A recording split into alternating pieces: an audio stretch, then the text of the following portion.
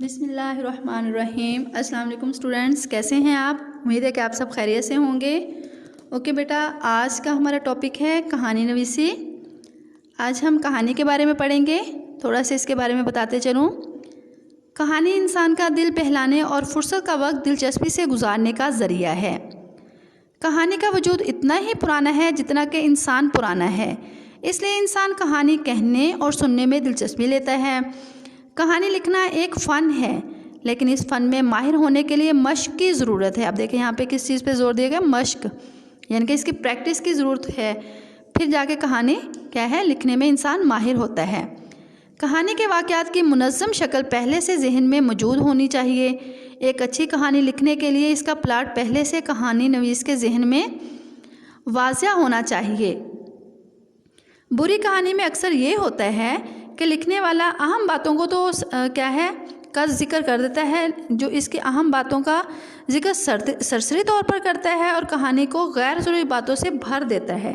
यानी कि जो इसके अहम पॉइंट होते हैं उसको उसको तो छोड़ देता है, उसका जिक्र बहुत ही मुख्तसर करता है, लेकिन फ़जूल जो बातें होती हैं उससे कहानी को भर देते हैं। लेकिन अच्छी कहानी के अहम हिस्सों को वाक़यात के लिहाज से मुरतब करना चाहिए। कहानी नवीस को कहानी का प्लाट मालूम हो और वाक़यात की तरतीब के लिए खाका उसके जहन में पहले से ही मौजूद होना चाहिए, ताकि उसे कहानी लिखना आसान हो। इन खाकों की हैसियत एक ढांचे की सी होती है। इसको एक मौजू और मुनासिब शक्ल देना लिखने वाले का काम है। ऐसे नामुकम्मल खाकों को मुकम्मल किस्सा बनाना भी एक फ़न है। इस फ़न के माहिर में ये खूबी होती है कि उसकी तहरीर मुसलसल बयानिया नसर का नमूना होती है।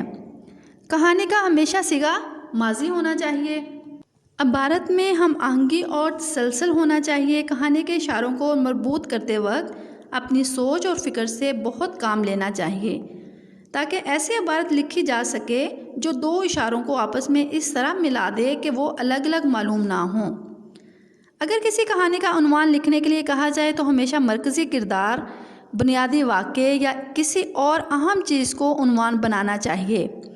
कहानी लिखते वक्त ये ख्याल रहे कि ज़ुबानी क़वायद के असूलों पर पूरा उतरती हो, यानी कि जो ज़ुबान है वो क़वायद के असूलों पर पूरा उतरती हो, सादा और दिलचस्प हो, बामुहावरा हो।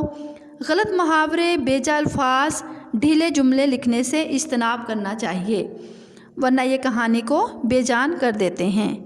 कहानी को अंजाम तक पहुंचाना बहुत अहम होता है। सारी कहानी का ताना बाना इस तरह बुनना चाहिए कि तमाम वाक़यात अंजाम तक पहुंचने में मदद करें और इस अंजाम में पढ़ने वाले के लिए थोड़ी सी हैरत भी हो, थोड़ा सा तजस्सुस भी हो और उसकी दिलचस्पी भी कायम रहे। कहानी लिखते हुए राइटिंग का ख़ास ख्याल रखें। कटिंग बिल्कुल नहीं होनी चाहिए और रमूज़ काफ का ख़ास ख्याल रखें। जहाँ जहाँ उसकी ज़रूरत हो उसका ज़रूर इस्तेमाल करें। मुहावरों का इसमें इस्तेमाल करें ताकि आपकी कहानी और ज़्यादा अच्छी और दिलचस्प लगे। आज की हमारी जो कहानियाँ हैं उनके उन्वान दर्ज झेल हैं: सच की बरकत, इत्तफाक में बरकत, नाइत्तफाकी का अंजाम, झूठ की सज़ा। हमारी सबसे पहली कहानी है सच की बरकत, जो कि हम अब पढ़ेंगे। सबसे पहली कहानी है सच की बरकत। एक दफ़ा का जिक्र है कि हज़रत शेख अब्दुल कादिर जिलानी इल्म हासिल करने के लिए काफ़िले के साथ बगदाद रवाना हो गए।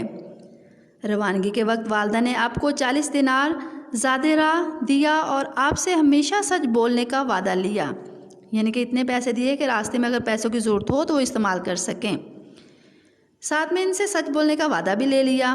रास्ते में काफ़िले पर डाकुओं ने हमला कर दिया और मुसाफिरों का तमाम माल और असबाब लूटने लगे। लुटने वाले आहो फगा कर रहे थे, यानी कि रोध हो रहे थे, बहुत ज़्यादा चीखों पुकार कर रहे थे, मगर जालिम डाकुओं पर इसका कुछ असर नहीं हो रहा था। एक डाकू आपके पास आया, लड़के तेरे पास क्या है? आपने जवाब दिया, मेरे पास 40 दिनार हैं। डाकू समझा कि लड़का मजाक कर रहा है, वो आपको छोड़कर आगे चला गया। एक और डाकू आपके पास आया, उसने भी आपसे वही सवाल किया, आपने फिर वही जवाब दिया। इस तरह यके बाद दिगर 3 डाकुओं ने लड़के से यही जवाब पाया। बार बार एक ही जवाब पाकर एक डाकू गुस्से से आग बगोला हो गया, यानी कि बहुत ज़्यादा गुस्से में आ गया। और आपको पकड़कर सरदार के पास ले गया। सरदार को सारा वाक़या सुनाया। उसने आपसे पूछा, लड़के क्या वाकई तेरे पास 40 दिनार हैं? आपने इत्मीनान से जवाब दिया, हाँ मेरे पास 40 दिनार हैं। सरदार ने कहा, वो दिनार कहाँ हैं? आपने जवाब दिया कि दिनार मेरे कुर्ते की तह में सिले हुए हैं। सरदार आपके कुर्ते की तह में सिले हुए दिनार देखकर बहुत हैरान हुआ। सरदार ने आपसे पूछा, ऐ लड़के तुझे किस बात ने सच बोलने पर मजबूर किया है? आपने जवाब दिया, उस अहदो पैमान ने जो मेरी माँ ने मुझसे लिया था। अब मैं अपनी माँ के अहद को तोड़ने से डरता हूँ कि रोज़े क़यामत अपने खुदा को क्या जवाब दूँगा। आपकी बात सुनकर डाकुओं का सरदार ज़ारों कतार रोने लगा। उसने कहा, ऐ लड़के तू कितना फरमाबरदार है कि अपनी माँ के अहद को तोड़ने से डरता है, और एक मैं ऐसा बदनसीब और नाफरमान हूँ कि अपने खुदा से भी नहीं डरता। अल्लाह के हजूर मेरा क्या हाल होगा? सरदार ने हुक्म दिया, सारा लूटा हुआ मालो असबाब काफ़िले के लोगों को वापस कर दो, और ख़ुद लड़के के पाँव में गिर पड़ा, तौबा की और राहज़नी का पेशा हमेशा हमेशा के लिए तर्क कर दिया। आपके सच की बरकत से हमेशा यानी कि हमेशा चोरी करने वाले, डाका डालने वाले पेशावर डाकू जो थे उन्होंने तौबा कर ली और नेको पारसा हो गए। इस कहानी का इखलाकी सबक है, सांच को आँच नहीं या सच में बरकत है। अब देखें कहानी मुकम्मल हुई। इसमें देखें कोई भी ऐसी चीज़ नहीं है जिसको नहीं बयान किया गया। शुरू से उसके पास जो यानी कि प्लाट इसका जो हमने बनाया वो पूरा मुकम्मल एंड तक कंप्लीट हुआ। अधूरी नहीं लग रही ना, ऐसे आपकी कहानियाँ भी मुकम्मल होनी चाहिए। कहानी नंबर 2 है इत्तेफाक में बरकत। एक गरीब इंसान के पास 2 बैल थे। सारा दिन उनसे काम लेता, उन्हें ना वक्त पर पानी पिलाता और ना ही पेट भरकर चारा खिलाता। काम की ज़्यादती और भूख की वजह से दोनों बैल दिन ब दिन लागर यानी कि कमज़ोर होते जा रहे थे। एक दिन उन्होंने सोचा कि यहाँ रहे तो सूख सूख कर मर जाएंगे, क्यों ना जंगल की राह ली जाए। चुनाचे दोनों ने अपने दांतों से रस्सी काटी और छुप छुप कर जंगल की तरफ चल दिए। जंगल की आबोहवा इन्हें खूब रास आई। खूब पेट भरकर घास खाते और पाँव फैलाकर सो रहते। ना काम ना काज की फ़िक्र, दोनों सांड बन गए यानी कि मोटे ताज़े हो गए। किसी को खातिर में ना लाते थे। एक दिन एक शेर उधर आ निकला। 2 मोटे ताज़े बैल देखकर शेर के मुंह में पानी भर आया और खुश होकर दहाड़ने लगा।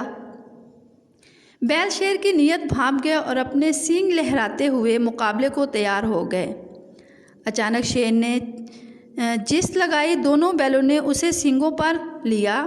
बहुत देर तक उसे अपने सींगों पर घुमाते रहे। आखिर शेर का सारा जिस्म ज़ख्मी हो गया और वो चकरा गया। और फिर उसे उन्होंने नीचे फेंक दिया। आखिर उसने मुकाबला छोड़ा और चुपचाप मैदान कारज़ार से भाग गया, यानी कि वो मैदान छोड़कर वहाँ से भाग गया। बैलों ने रब का शुक्र अदा किया, घास से पेट भरा, चश्मे का ठंडा पानी पिया और एक दरख्त की घनी छाँव में लेटकर सो गए। बैलों के हाथों शेर का शिकस्त खाना इंसान की यानी कि क्या है, इत्तेफाक की बरकत का नतीजा है। यानी कि उन्होंने आपस में उनका इत्तेफाक रहा, जिसकी वजह से वो इतने बड़े शेर का भी मुकाबला करने में कामयाब हो गए। इखलाकी सबक है इसका, इत्तेफाक में बरकत है। इस तरह की आपको बहुत सारी और भी कहानियाँ मिल जाएंगी, तो आप ज़रूरी नहीं है यही वाली याद करें, ये आपको सैम्पल के तौर पे बताई गई हैं। आप इत्तेफाक की बरकत वो गौल वाली भी है, कबूतरों के गौल वाली वो भी याद कर सकते हैं, ये भी कर सकते हैं। ओके, ये थी हमारी कहानियाँ जो कि मैंने 2 डिक्टेट आपके सामने कर दी। और नेक्स्ट कहानी है नाइत्तेफाकी का अंजाम और झूठ की सज़ा।